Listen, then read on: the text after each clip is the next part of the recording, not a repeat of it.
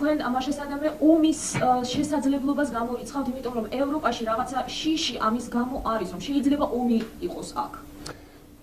ეხლა თუ კანონზომიერებაზე, კანონზომიერების მიხედვით ვისჯელებთ, რუსეთმა ომი ვერ უნდა დაიწყოს და არ უნდა დაიწყოს საქართველოს წინააღმდეგ. მაშინ ეს უნდა შეეჩილოს იმას, რომ სოფლიოში დაუმკვიდრდება აგრესორის რეპუტაცია. არავითარ საფუძველს არ ვარდნოთ ამის. გამორიცხულია ომის შესაძლებლობა. ასეთ კატეგორიული თქმა ძალიან ძნელია. ადამიანი ისეა შექმნილი, რომ ხშირად შეცდომას უშვებს ხოლმე და სასურველი მიაჩნია შესაძლებლად. რუსეთმა რომ ომი დაიწყოს, არა კანონზომიერი მოქმედება იქნება თანამედროვე სოფლიოში, დარწმუნებული ვარ, რომ მას სოფლიოს საზოგადოებრივ ოზრხში აქცევს. და არც გერმანიაში დაუკრავენ ტაშს. და ეს რომ მოხდეს, ბავარიასთან თქვენ ვლაპარაკობთ, იქნება ისტორიული საშვილიშვილო შეცდომა რუსეთის. დანაშაული, რომელსაც არაპატიებს მოვალე თაობები არასდროს დღევანდელ ხელმძღვანელობას.